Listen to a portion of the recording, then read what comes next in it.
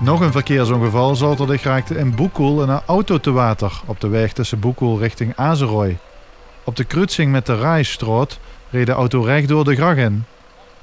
De bestuurder van de auto, een 29-jarige man uit Polen, kon zichzelf uit de auto bevrijden. Zijn bierrier is door de brandweer uit de auto gehaald.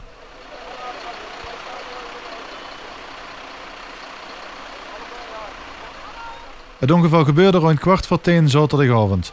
De politie heeft een onderzoek ingesteld om te achterhalen wie van de twee precies achter het stuur zat. De bierrier had een gezichtletsel. Mogelijk was zijn kaak gebroken. De bestuurder is ook ter controle naar het ziekenhuis overgebracht. Hij raakte slechts licht gewond. Nog voor de politie het onderzoek naar het ongeval had afgerond, hij het ziekenhuis echter al verlaten.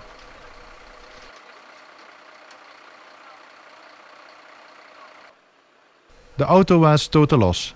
Ook is de oever van de gracht beschadigd geraakt door de klap.